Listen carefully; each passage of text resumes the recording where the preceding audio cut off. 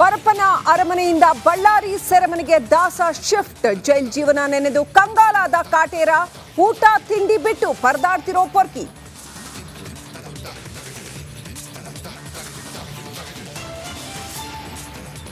Manager ನಾಗನ ನಂಬಿ ಹಾಳಾದ್ರ ದಾಸ. ಜೈಲ್ನಲ್ಲೂ ದರ್ಶನ್ ಹೆಸರು ದುರ್ಬಳಕೆ, ಡೆವಿಲ್ ಗ್ಯಾಂಗ್ನಲ್ಲೂ ಇದೇ ಆರೋಪ.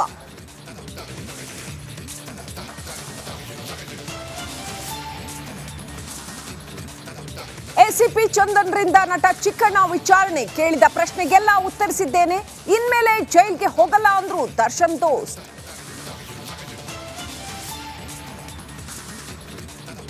ಗಂಗಾವತಿಯಲ್ಲಿ ಲೈಟ್ ಕಂಬಗಳ ಮೇಲೆ ಧಾರ್ಮಿಕ ಚಿಹ್ನೆ, ಏಜೆನ್ಸಿ ವಿರುದ್ಧ ಕೇಸ್ ದಾಖಲಿಸಲು ಆದೇಶ.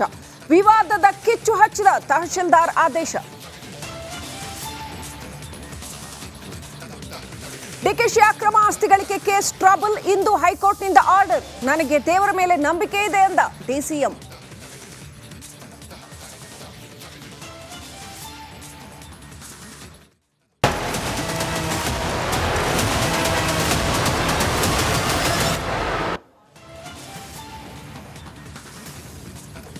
ಪರಪ್ಪನ ಅರಮನೆಯಿಂದ ಈಗ ನಿಜವಾದ ಜೈಲ್ಗೆ, ಸೆರೆಮನೆಗೆ ದಾಸ ಎಂಟ್ರಿ ಕೊಟ್ಟಾಗಿದೆ.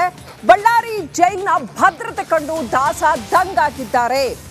ಪೊರ್ಕಿ ಸ್ಟಾರ್ಗೆ ನಿಜವಾದ ಜೈಲ್ ದರ್ಶನ ಆಗ್ತಾ ಇದೆ. ಈಗ ಬಳ್ಳಾರಿ ಜೈಲಲ್ಲಿ ಜೈಲ್ ಅಂದ್ರೆ ಏನು ಅಂತ ನಿಜವಾದ ಜೈಲ್ನ ದರ್ಶನ ಆಗ್ತಾ ಇದೆ. ಇಲ್ಲಿ ರೆಸಾರ್ಟ್ ತರ ಇತ್ತು ಎಲ್ಲ ವ್ಯವಸ್ಥೆ.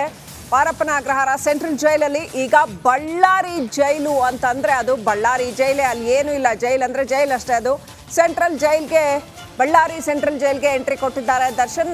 ಅಲ್ಲಿ ಎಂಟರ್ ಆಗ್ತಿದ್ದಂಗೆ ಶಾಕ್ ಆಗಿದ್ದಾರೆ ಅಂತ ಹೇಳಲಾಗಿದೆ. ಗೇಟ್ಗೆ ತಲೆ ಚೆಚ್ಕೊಂಡಿದ್ದಾರಂತೆ. ಜೈಲು ಸೆಲ್ಗಳನ್ನ ಕಂಡು ಅಯ್ಯಯ್ಯೋ ಅಂತ ಬಾಯ್ ಬಡ್ಕೊಳ್ಳೋ ಹಂಗಾಗಿದೆಯಂತೆ. ಒಟ್ಟಾರೆ ಪರಪ್ಪನ ಅರಮನೆಯಿಂದ ಸೆರೆಮನೆಗೆ ದಾಸ ಶಿಫ್ಟ್ ಆಗಿದ್ದಾರೆ. ಇದು ನಿಜವಾದ ಸೆರೆಮನೆ.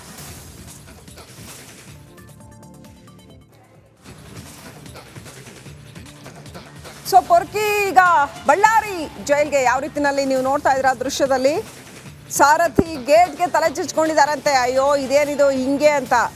ಆ ಥರ ಇದೆ ಬಳ್ಳಾರಿ ಜೈಲು ಅಂತ. ಮತ್ತಿನ್ನೇನು ಜೈಲು ಅಂತಂದ್ರೆ ಮತ್ತಿನ್ ಹೆಂಗಿರುತ್ತೆ? ಇಂಥ ಆರೋಪ ಹೊತ್ಕೊಂಡ್ಮೇಲೆ ಅಂಥ ಶಿಕ್ಷೆನೇ ಆಗೋದು. ಇಲ್ಲಿ ಬೆಂಗಳೂರಲ್ಲಿ ಪರಪ್ಪನ ಅಗ್ರಹಾರ ಸೆಂಟ್ರಲ್ ಜೈಲಲ್ಲಿ ಆರಾಮಾಗಿ ರೆಸಾರ್ಟಲ್ಲಿ ಉಣ್ಕೊಂಡು ತಿನ್ಕೊಂಡು ಬೇಕಾದ್ದು ಮಾಡಿಕೊಂಡು ಇದ್ದಂಥದ್ದು. ಆದರೆ ಅಲ್ಲಿ ನೋಡಿದ್ರೆ ಬಳ್ಳಾರಿ ಜೈಲಲ್ಲಿ ಅಂಥವೇನೂ ಇಲ್ಲ. ಎಲ್ಲರಿಗೂ ಒಂದೇ ರೀತಿ ಟ್ರೀಟ್ಮೆಂಟು. ಇಷ್ಟೆಲ್ಲ ದೊಡ್ಡ ಇಶ್ಯೂ ಆದ ನಂತರ ಇನ್ನೂ ಖಡಕ್ಕಾಗಿ ಅಧಿಕಾರಿಗಳು ಕ್ರಮ ಕೈಗೊಳ್ತಾರೆ, ಎಚ್ಚೆತ್ತುಕೊಂಡಿದ್ದಾರೆ.